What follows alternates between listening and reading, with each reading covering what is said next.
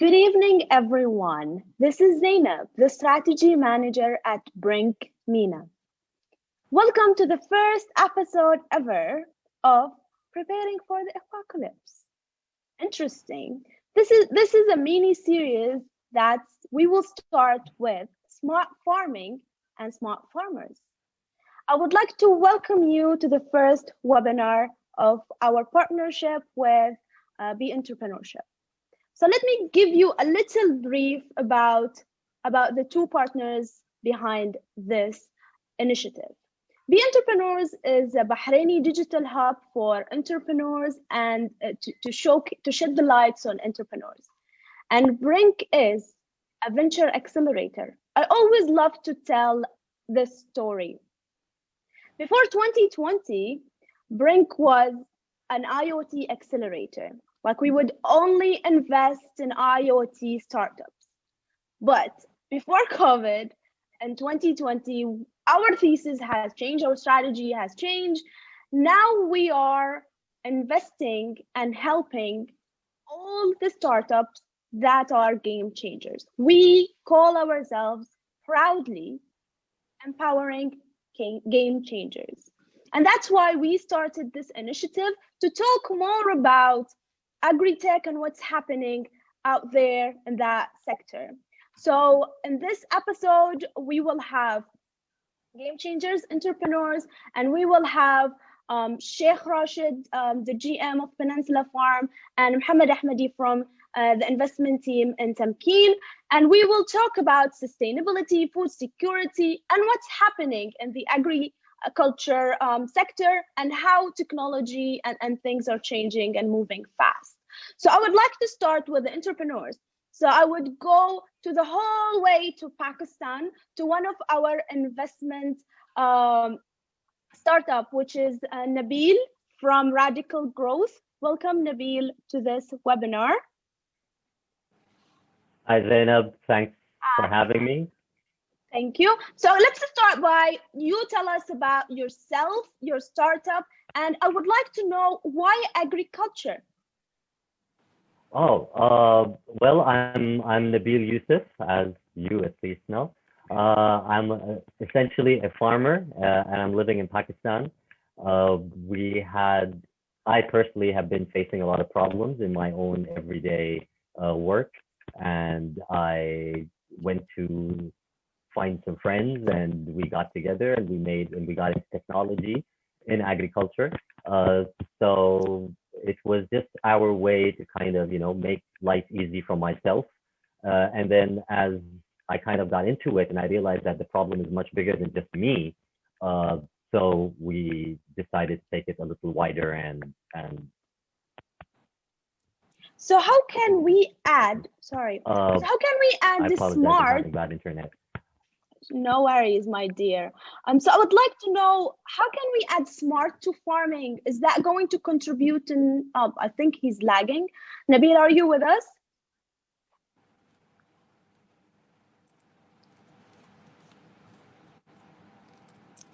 Let's move on to the next entrepreneur and we will come back to Nabil when he's ready.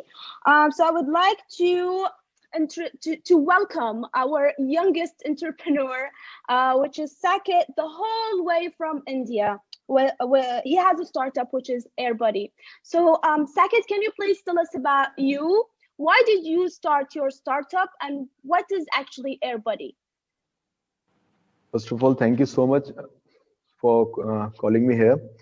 And AirBuddy is an indoor air purifier. So these days, indoor air pollution is such neglected that we always focus on air pollution, but we focus on air pollution that is present outdoor. But few years back, WHO stated that indoor air pollution is actually 5 times bigger than outdoor. So in that case, we have to focus more on indoor because most of the time we spend in indoor rather than outdoor. So let me tell you a fact that 7 million child suffers premature death every year across world due to this indoor air pollution. And it's not about only premature deaths, but also there are lots of problems that we face in our daily life, but we ignore them, such as headache, and also human productivity has decreased by 30% according to the data, and maybe the cancer risks. So in many cases, indoor air pollution has acted a great role. So that's why, and I live in a city like Delhi. Delhi is the most polluted city in world. It's named as the most polluted city. So one of the most polluted city, we can say. So I suffered with respiratory problems, and the moment I got discharged from hospital, so I decided to build something. Being an electrical and electronics engineer, I started building a product that can actually bring a change, and further I named it as AirBuddy. Thank you. That was amazing. So tell me how technology is helping in this cause. You're talking about like dead kids, and it's affecting us like headaches, and it's affecting our own life. So how technology, and how did you come up with that? So before moving towards AirBuddy, I would like to say that there are two types of pollutants present in our air. One that nature has produced, like carbon dioxide, benzene, and others, and the second that man has produced, man-made pollutants such as PM 2.5, PM 10. Such particles are very harmful for us these days.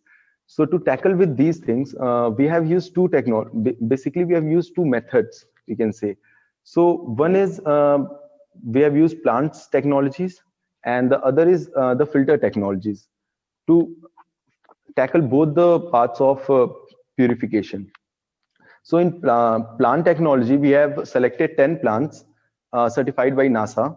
Like in 1990s, NASA certified a list of plants, indoor plants that purify air with a great rate. So like the Sansevieria, snake plant, and these kinds of, there is a list of plants. So we use that plants, and also we use filter technology to filter PM 2.5 and PM 10.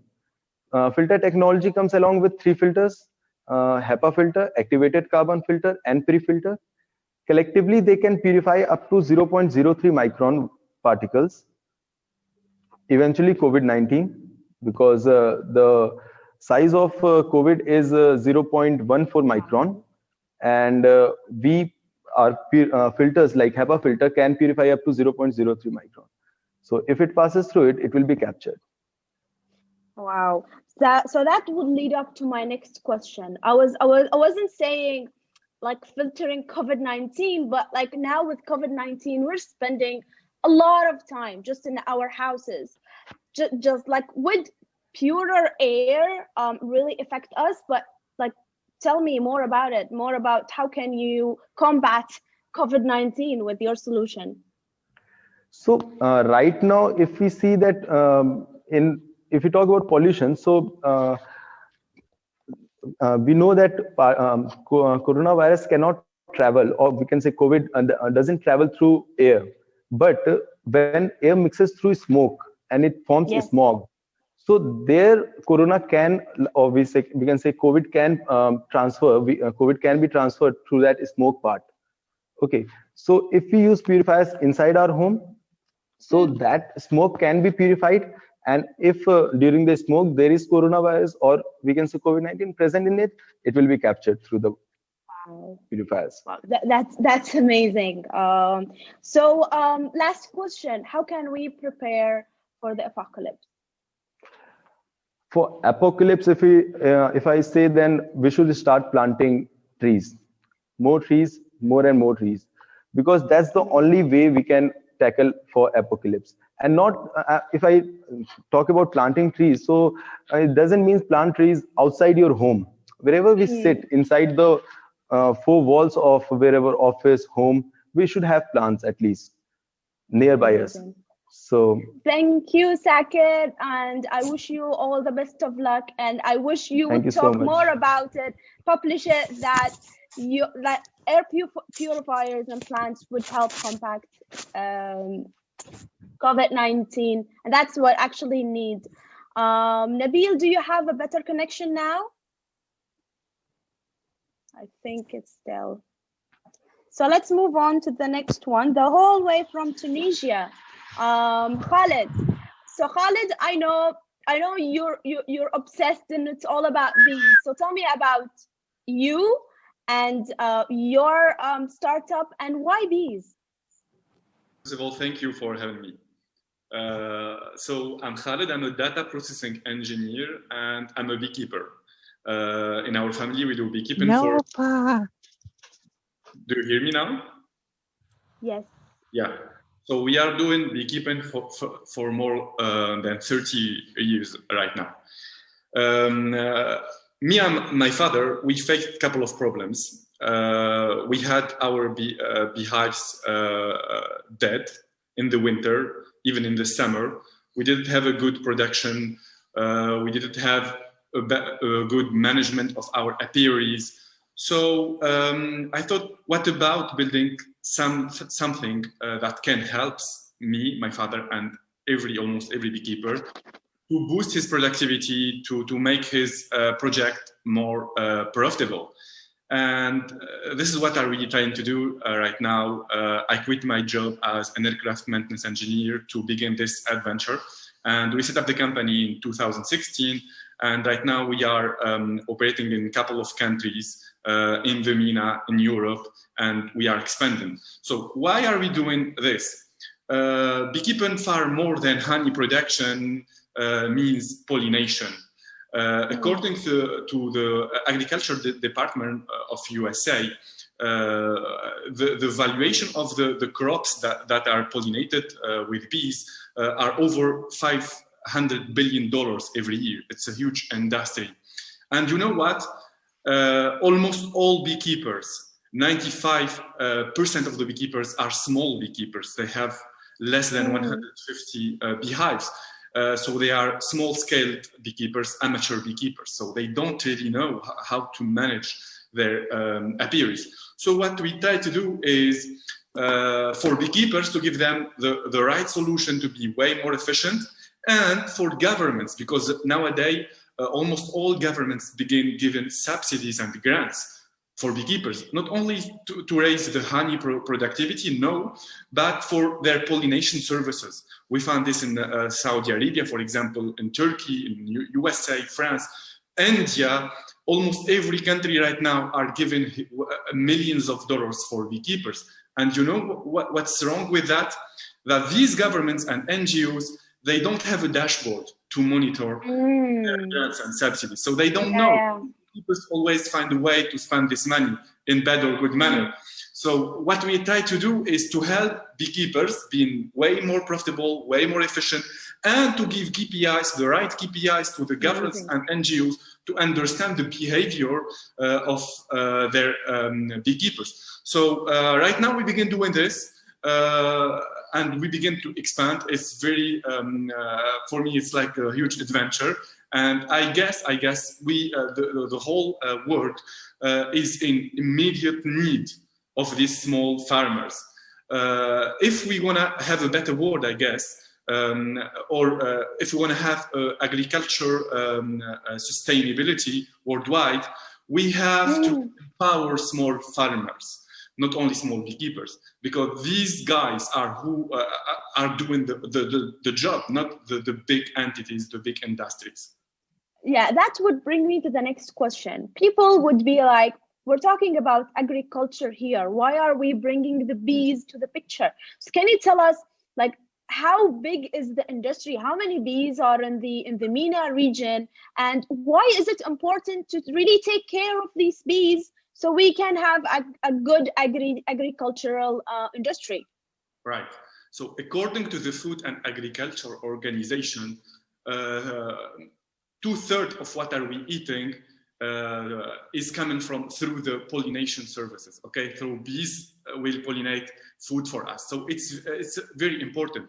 Worldwide, there is more than 90 million beehives. This is the statistics, but we expect that there is huge way more beehives out there. So what are we trying to do is to give the right solution to these small beekeepers.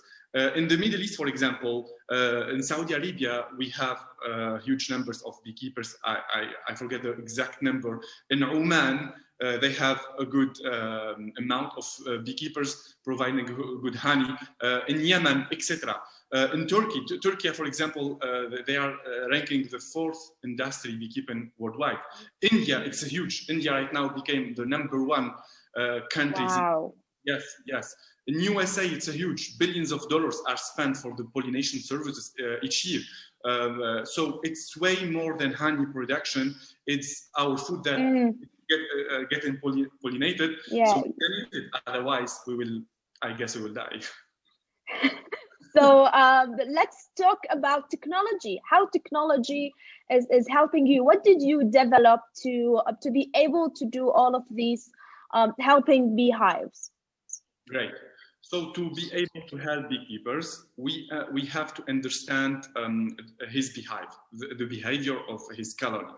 So we developed what we call smart bee devices. Is this device that we can put inside the beehive. It will gather temperature, humidity, the sound, the GPS location. We can even add more sensors. So we're gonna have all what we need to analyze the states of the beehive. Then the beekeeper will have instant notifications, warnings, a list of suggestions, what he should do, what he shouldn't, how he can improve his apiary, how he can improve the hives who's getting weakened. So this is what are we trying to do. And in the other hand, we are given the NGOs list of the places where there are a huge amount of beekeepers, how is the behavior of the beekeepers based on our technology, based on the daily uses of our technology. So it's very easy for beekeepers. They're gonna install the device inside their hives, and they're gonna receive a bunch of notifications, warnings.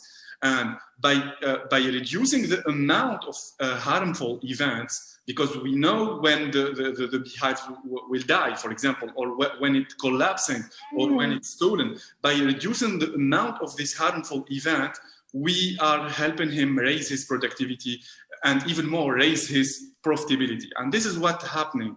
So we try to recognize these harmful events like the mortality, stolen beehives, weak beehives, etc., and give to the beekeeper the right insights so he can manage fix this problem, and as consequence, he will raise his profitability.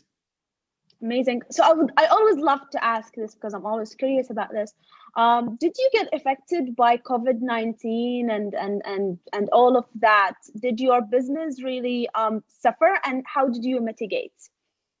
Wonderful question. The only metrics which is green in Tunisia right now is agriculture. All other metrics are red. So it's worldwide. You know why? Because beekeepers or farmers, they still have to produce. Otherwise, yes, we're gonna all no food. Yes, we need it really.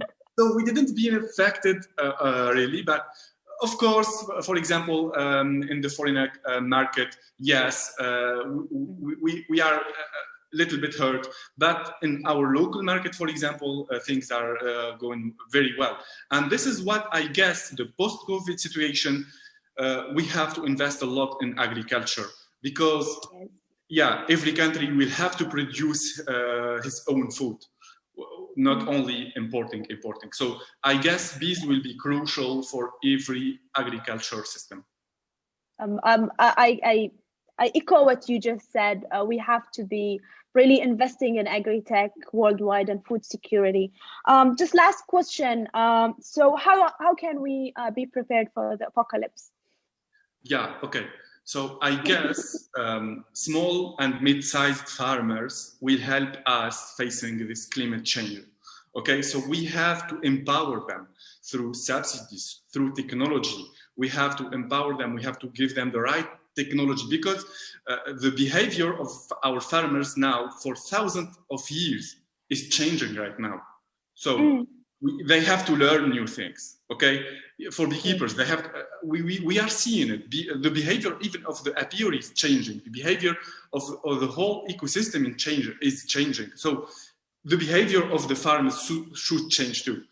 How can we do that? Through technology and through subsidies, through grants, through the right training. So I guess we have to empower small and mid-sized farmers so they will help us making things better. Thank you, Khaled, for your time and for your valuable information. I believe that Nabil is still not here. So let's move on to Sheikh Rashid, the GM of Peninsula Farm. Welcome to this webinar. And I know, like I've talked to you several times, and I know that food security is your passion. Can you just tell us a little bit more about what is food security and how it is important with the COVID situation and what's happening all around the globe now?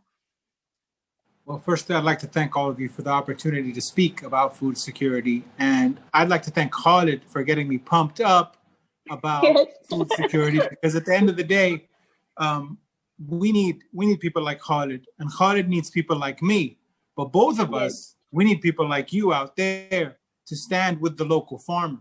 You know, I just hearing you speak, Khalid, it's true. Most of the farmers are small businesses. They're small farms, and they are dependent on the local community to support them so that they can support the local community. What we faced this year was a wake-up call. Here in Bahrain was a real wake-up call, and it's like changing the direction of a huge ship. It can't be done in a second. It takes a long time, and we have to be patient. We live in a world where we want everything right now, right? But we can't do that right now. We have to take a step by step, and we will get there. If you're trying to lose weight, you can't lose 250 all at once or whatever. It's a one at a time. And what we're doing now is we are slowly changing how the people view food. And what we need to do is figure out where our food comes from. And we need to support our local farmers. We need to stand by them and figure out how can we change not only where we get our food, but even to go as far as changing the diet that we eat and increase the intake of local production, local products, seasonal products. Here in Bahrain, we understand dates. That's pretty much the only thing we understand seasonally is dates. If I start eating dates right now, everyone will look at me in a very peculiar manner and say to me, where did you get that date from? That's not fresh. But if I eat any other fruit or vegetable, no one will question where it was, if it was a seasonal thing, if it was local or anything else. Fruits, vegetables have nutrients. We go and we want to eat a salad because we want to be healthy, right? That's why we choose to eat a salad instead of eating a hamburger. Well, what if that salad was shipped in from across the world and most of its nutritional value has been depleted because of all the cooling and warming up and gases and all the stuff that it's gone through? Look, you can tell I get excited about this stuff. Right? You're so passionate. And I've already forgotten the question you've asked me. And it doesn't matter the question you've asked me, because at the end of the day, we're here. We got to think about where we got through this pandemic, and people were worried not about the first concern in Bahrain wasn't about medicine. It was about where we're going to get our food from. That was the first concern in March.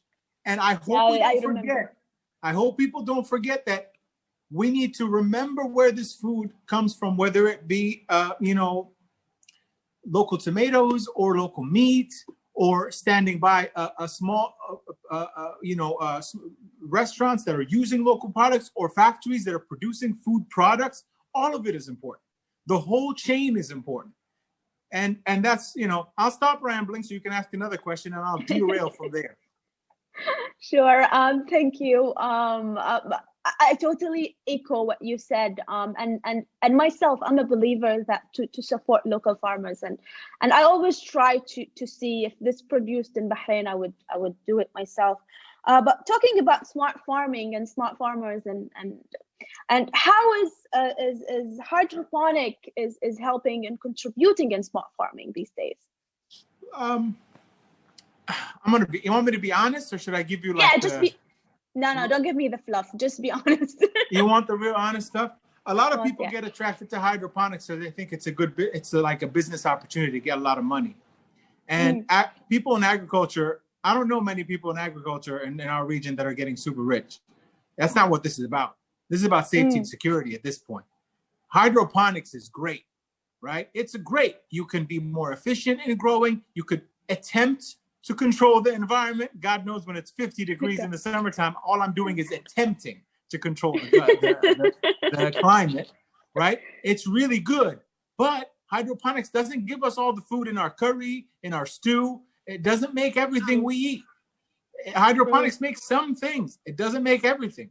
We need good old-fashioned agriculture too, right? Put it in the ground so you can get a potato and a carrot and a broccoli and all that other stuff you want to eat. So it's a combination of growing food. Hydroponics is wonderful. I genuinely believe that it's a great way. But going back to the last question, hydroponics is something that can be used in the shared responsibility of food security. If someone has a balcony and they can use a small hydroponic operation to grow more food, that's great. If someone has a little plot of free land in their backyard and they want to generate food throughout the year, hydroponics is a wonderful idea. And even for huge corporations, huge businesses, hydroponics is also good, but it doesn't cover the spectrum that is required for food that we eat every day. I've heard something cool about Peninsula Farm, that nothing goes to waste. So tell us about the products you're utilizing from the waste. Well, I mean, you see how I fill up a room right now. Can't stop talking. So I make sure that we do not waste any minute of of this interview, or we don't waste anything from the farm. We have whatever's going on, we got to figure out a way to use it, right? So animal waste goes into the ground. We're developing open field agriculture, whether it be goat milk that's returning from the supermarket that then we are repurposing to produce goat's milk soap with olive oil and coconut oil. Regardless of even, I remember a quick story I'll tell you when I first started. And I was trying to sell our products in here locally, and we were not getting the respect that we deserve, and we were being told that we need to sell at a much cheaper rate. I was telling the people I won't sell at a cheaper rate. I just won't do it. I'll sooner eat these hundreds of kilos of products than let them be sold for a cheaper rate, because they are of the same, if not better, than the imported stuff. Everything, true. I totally agree. Everything is better than the only thing Bahraini about the whole thing was me. Everything else was brought in from another country and then made at the farm. So the quick story was about the soap, right? So the milk and the soap, and we get that back. But so I tried to sell the tomatoes, right? I lost my train of thought because I got all excited. So I tried to sell the tomatoes and they wouldn't take them for the price. So I told them, no, I'm not selling them. So I brought them back and I sun dried them, right? So I put them out so they can sun dry. Then I took them back to try to sell them again. They also wouldn't sell all of them. So I brought them back and I turned them into powder, and I powdered a whole bunch of vegetables and tried to sell them back like a salt rub, vegetable rub.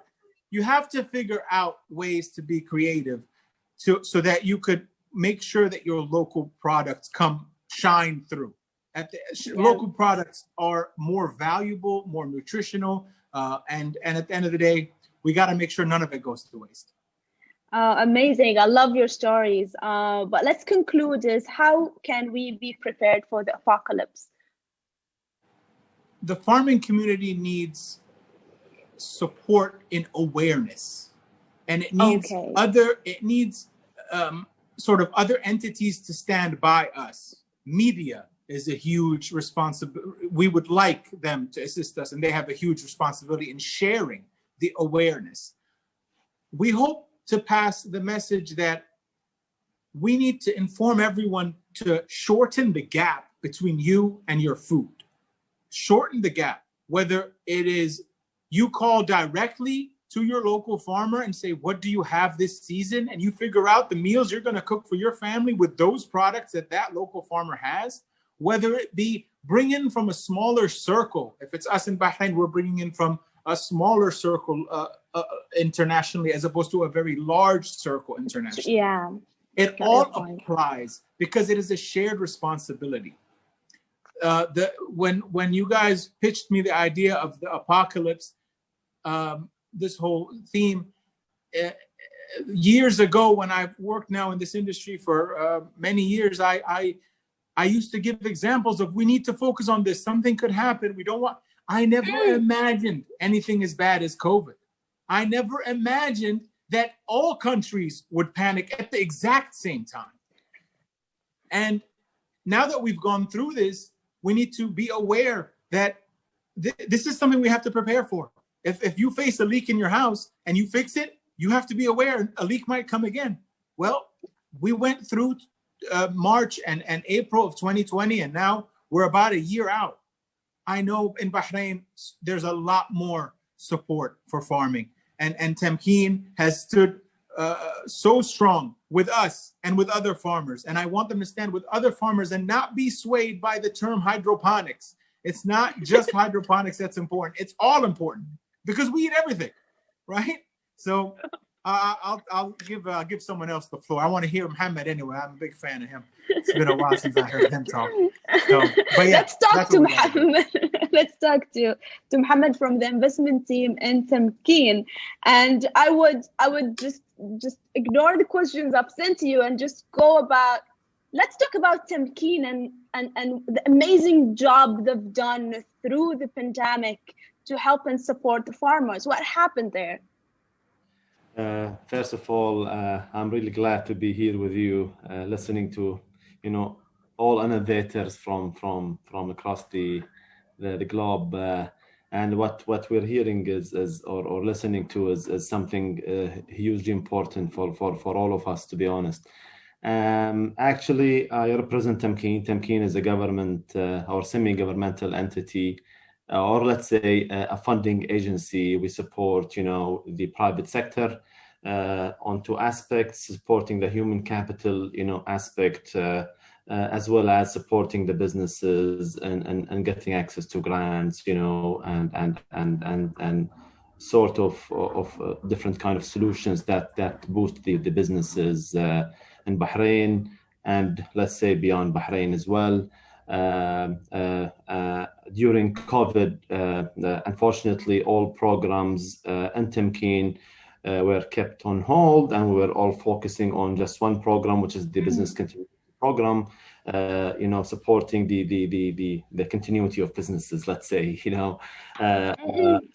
And to be honest, I was also volunteering, trying to support also on this aspect.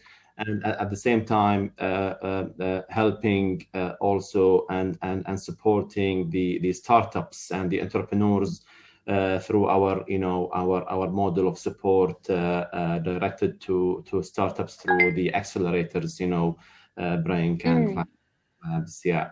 I think that the role that we're playing during COVID, or let's say even before COVID, is to try to make Bahrain vibrant, attractive to innovators, to come to Bahrain, to have a base, and then scale up from Bahrain to the region and beyond.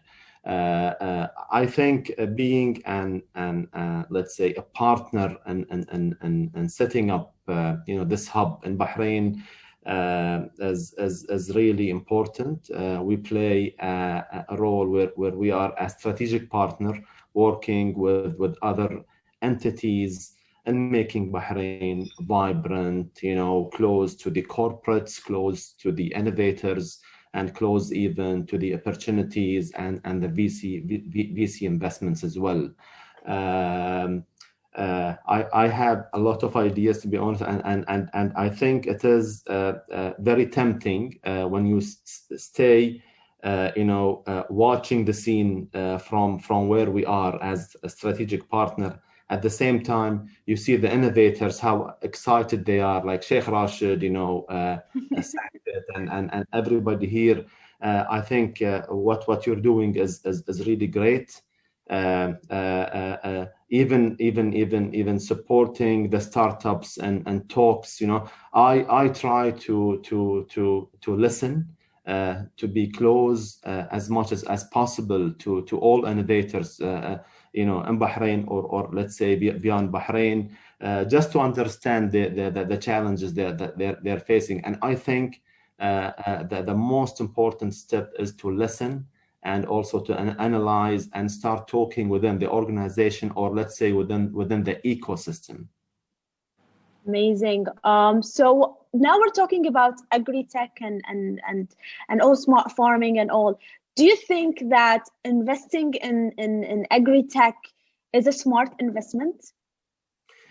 Talking about investment, I was very close, to be honest, to the vertical, to the food, sector, or let's say, or Agritech, as a more specific vertical.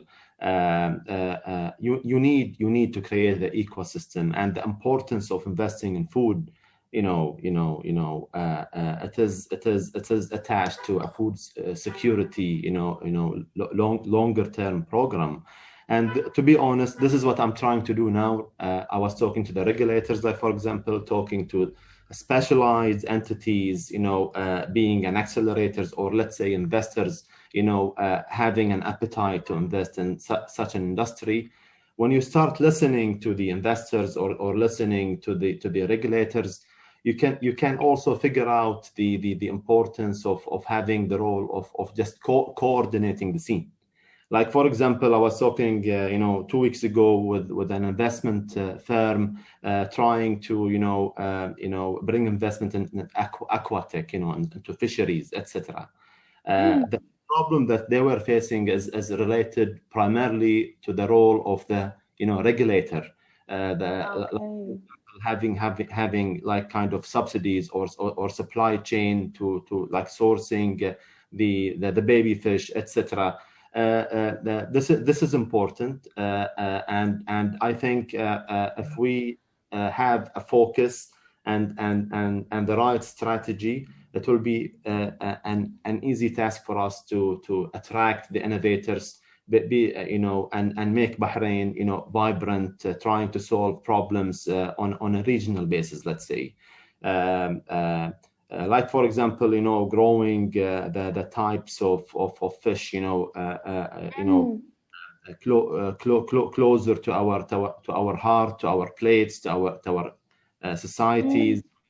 This is all important. At the same time, also being close to the open, global, let's say, ecosystem that can also help us exchange ideas with others, etc. I think what we're doing in Bahrain since 2016 is the first step in having a vibrant ecosystem. And I think maybe the second phase, we're planning for the second phase right now. It's important for us also to maybe be more specialized in order with KPIs that can also help us, justify the size of investment. Because in Tamkeen, to be honest, our profit or our bottom line is more economical than being business. So we're doing kind of like a long-term investment, making the justification that let's say the government are expecting from us. So talking about economy, currently smart farming and agriculture doesn't contribute hugely in our GDP. Do you think that will change with the smart farming and technology and what's happening with COVID-19 and people focusing really in food security? Do you think that would change in 5 or 10 years? I think it's important to make it happen and also put the right plan. Anyways, the contribution of entrepreneurs, startups, small businesses into the GDP is minimal. We can make it more impactful, but we need the right plans, the right strategies in order to utilize all the resources available and make it happen. Without this kind of mindset, it will be a little bit kind of disrupting for the innovators, in order to attract the right resources, the to make this formula working, I think this is it. We have to focus, attract the resources, come up with the strategies in order to deal, with the opportunity in the right way. Amazing. Last question. So, how can we prepare for the apocalypse? To be honest, I was, a little bit close to the managing directors at Brinc and the guys working. I think focusing on the problems is really important. Focusing on the solution as well is equally important. So having this kind of balance will let us, be a little bit focused on how to, move from the point where we are right now. Amazing. Thank you very much for contribution. Nabil, now let's go back to you. So you were telling us about radical growth, and but now I would like to know, how did you add smart farming to your solution? You said that you're a farmer, you had problems. So what did you do? Well, first of all, I'm really sorry about the mess. worries. My ISP decided to do an upgrade today, and yeah, I'm glad I'm going last. I heard very small sentences here and there. I mean, Sheikh Rashid, thank you. You're probably the first person that really appreciates the soils. The person that, honestly, every time I talk about farming, people jump up and say aquaponics or hydroponics. Like, come on, man, give me a break. So yeah, it's absolutely brilliant. I love that I'm going last, because I heard so many things over there. Sakit said a couple of things that really also fits into our plans. It's kind of, it's all fall. Apparently we're It's losing literally, am I still there? Am I broken? Yes. Maybe you should turn off your Sorry. camera so you have better connection. Is this better? I hope it's better. Yes, it is better. Tell us. Okay, all right. Sorry. I'm sorry. My No apologies. worries, my dear. I guess it does work into what I was about to say. It's a game of data, it's all about data these days. And I agree with everybody that said, and that's actually what we're doing. We're removing the guesswork. In agriculture, unfortunately, traditionally, it's a guessing game. You look at the sky, you look at the ground, you flip a coin, you call a friend, and you take a guess, and maybe you will get it right. So what we're doing is we're actually giving farmers the ability to understand what is happening below ground, what is happening to the plant, what does the plant need, and when does it need it. This is a very crucial, point in agriculture, and it's been going on for such a long time. And that's the change that we want to bring. It needs to become more intelligent, more data-driven, for it to be more profitable. The focus on the problem, I agree with Saad Hamad. We focus on the problem, but talking about the problem is probably more profitable than building the solution. So we actually do need to educate people on the actual situation and get them to solve it. That's I guess my take. We have enough water. We certainly have enough manpower. We have enough food. We just need to manage our resources correctly, and that's the essence of what we're trying to do. Amazing. We've talked about some of the issues from the farmer perspective, from the government regulation. So now let's talk about people. What people should do? What are the tiny changes that people like me should do to help in agriculture and help in food security? Steve, I mean, with more than half the world's population living in urban spaces right now, and with the massive expansion of AI and robotics and drones and all these cool gadgets, it's just about making them affordable and available to more people to get involved. And as one sentence that I heard Sakit was saying, I guess my internet is really bad. We're hearing you. Yes, we do hear you. Okay. Okay. All right. So going back to what Saket said, is literally it's all about growing a plant. So if you need food, grow a plant. If you need medicine, grow a plant. Having a problem breathing, grow a plant. So it's all about, it's your plant would fit into everybody's plan to save the planet. Literally, it's how it works. So if any, it's all we need to do. It's the tiniest thing we can do is just go out and grow a plant. You could grow it in a patch of soil, get a pot, stick it in it, get a fancy, Sheikh Rashid can definitely guide you on getting a fancy hydroponic system in your house, or even a basic hydroponic system in your house. So, it's just that. So all we need to do is we need to know who is doing what, how much food is being grown, where is that food going, and most of the food is being wasted because it doesn't have a place to go. Unfortunately, there is a very high percentage of food that's being grown around the world that's being wasted because there's nobody to pick it. So if we can get these numbers, and if we can just know exactly what is happening where, we could definitely solve a much bigger problem. And it's all about resource management at the end. Thank you, Nabil. Last question: how can we prepare for the apocalypse? Very simple. Just to sum up everything I said and everything everybody else said, I'm going to say, I'm going to go back a little bit to the Marvel universe. If knowledge is power, then sharing knowledge is the ultimate kindness. We're all running a race against each other when we probably need to team up. In competition, one person has to lose, but in collaboration, everybody wins. Wow. It's such a Marvel moment right now, right? Yeah. It's a common goal. It's a common goal, my friends. It's a common goal. It is all about humanity. It is, when we talk about the apocalypse, it is coming. We saw COVID. It was a shock to everybody. But we all come together and we can solve it. It's not one person's problem. It's everybody's problem now. Great. Thank you. Now let's open the floor for questions. I can see a hand up. Please just let us know what's your question. Yeah, hi, I'm Jens from Berlin, Germany. Thank you for being here today.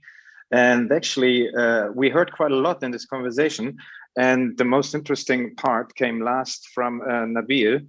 You said this very important sentence: everything these days is data, right?